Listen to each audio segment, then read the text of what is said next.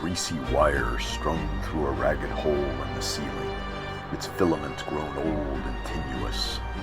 Crouched beneath it, Joseph trembled. In the small, dark earthen root cellar, he was alone with the worms, and the mice, and the spiders, and the shiny carapaced beetles hiding motionless alongside protrusial clods of dirt, their chitinous exoskeletons gleaming in the doddering light. Soft inside, yielding, the scent sharp and acrid, an all too familiar pungent odor, the warm stench of their gears, their inner clockwork, fleshy cogs and springs all tucked up tight together, meaty gewgaws, organic bells and whistles. Tick-tock was its sound as it trundled hastily away from his eager, hungry fingers, seeking a different, marginally better and more obscurant clod of dirt to hide under. Firmer, darker, not so open to the revelatory light. Tick-tock as it raced across the rammed earth floor. Tick-tock, the black beetle sought the safety of a narrow, tight little hole, startling its occupant, a spider, racing head first into death, a flawed and fatal lunge at survival, missing its target entirely. Tick-tock, legs scrambling for purchase, struggling against an arachnid embrace, fangs sank deep, held firm, turning the beetle's clockwork to a more palatable gruel. Dying, its legs worked reflexively, a last dance, gears winding down, collapsing and coalescing into a soupy mire. Oblivious to the drama in miniature, Joseph stared down at his stained, mud-caked hands, the black grime beneath his nails. He turned them over and over, looked at the fleshy mounds, the thick, knobby, arthritic knuckles, the dry river valleys of his palms. The atmosphere around them tense and humid, clammy. Tentatively, he watched the way they moved, skin stretching and contracting around the joints. He imagined the intricate structure beneath the skin, the systemic intermingling of blood and bone and muscle and sinew and nerve, all of them cooperating, harmonious in their function, an integrated system chock full of can-do team spirit, producing a distinct rhythm, a throbbing systolic chant by which to set the pace of their begrudging and beleaguered labors. It was cold outside, deep in the midst of the winter season, the dead of it, the permafrost locking up the soil, greedily hoarding it beneath a permanent sheen of frostbite white, keeping life at bay, the earth hard and fallow, a crisp hibernal silence, abject quiet, a place where voices carry, where sound is lengthened, drawn out, less common, and therefore more meaningful.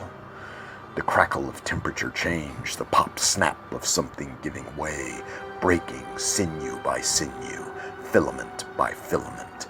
bursting cell by cell, a creeping death, slow, patient, the retreat of warmth, drawn protectively deeper and deeper into itself, farther and further inward, toward the core, reaching furtively for the center, the seat of the soul, the inner spark under siege, waning, dimmer and dimmer still, until with a final flicker, a last feeble hurrah, life is swamped, stilled, extinguished, no longer a source of radiance, of gravity, rather a stone, an unusual piece of the landscape, a coruscating reminder of the relentless cold, an agonizing implosion of warmth, bit by bit, 1 millimeter after the other, sculpting from the outside in, transforming vivacity to insensate calm, driving the soul from the temple, with its frosty cat-o'-nine tails, barbed with ice and jagged razor-blade winds. But the cellar, interred beneath the permafrost, wasn't cold, only cool, pleasantly so, helping to allay his fever, soothing him, a palliative for the fire in his head, scorching him someplace indistinct, unaffixed, free-floating and ephemeral.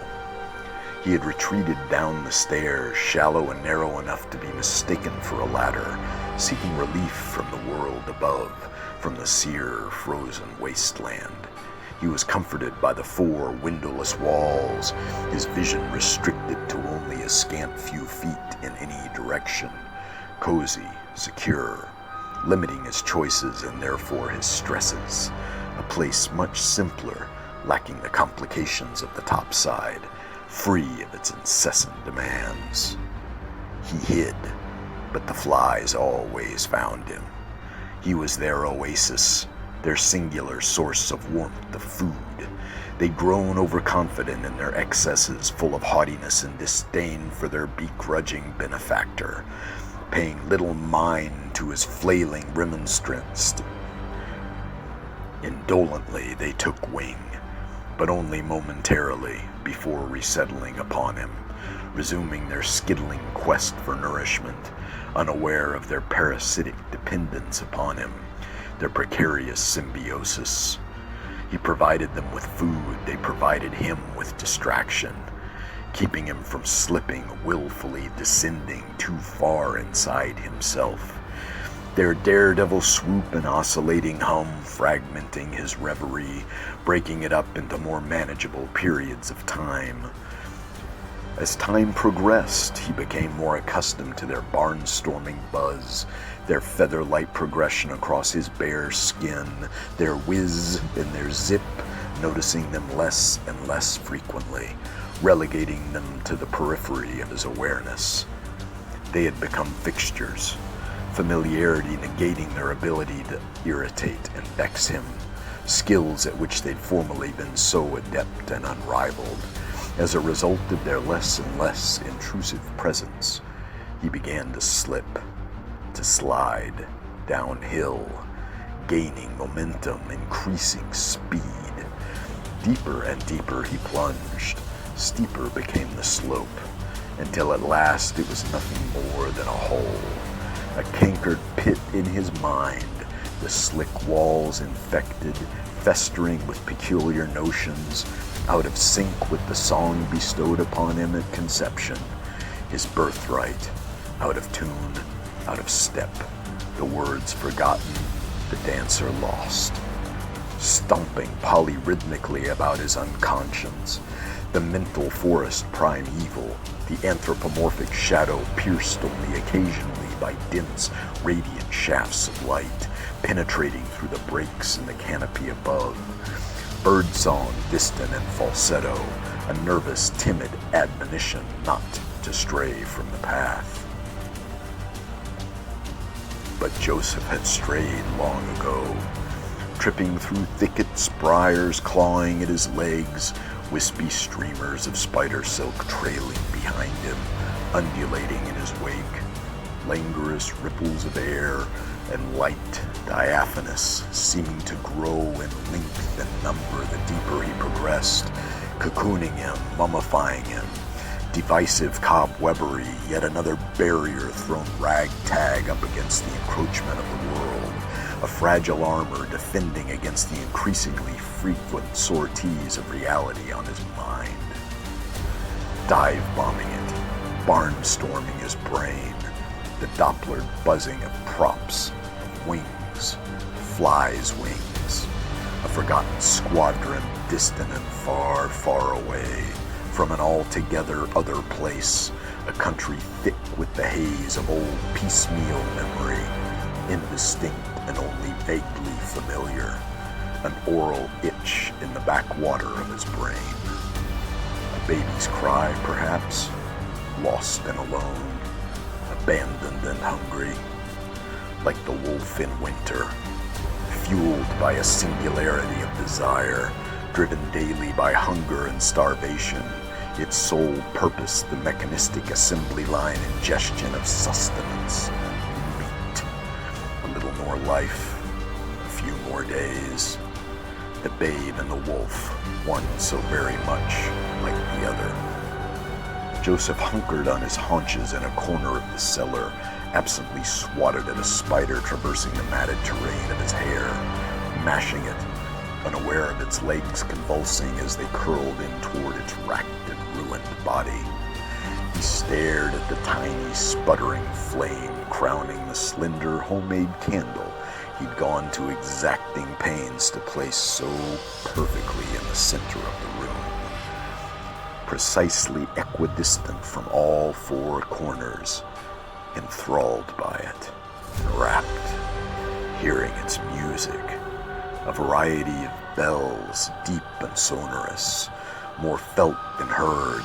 rung in languid sequence and endless procession, one after the other, the tintinnabulation mounting steadily ever so slowly, dragging itself upward, ever upward in volume, filling his senses. He saw the music manifest in the substance of the Carolonic flame. He heard it, felt it, could taste the iron of it on his tongue. Strange visions roamed his mental landscape, the wavering canvas of his mind, wavelets of thought flitting clumsily by, combers wearing down the beachfront of his brain, dragging their agglutinant clumps of sand,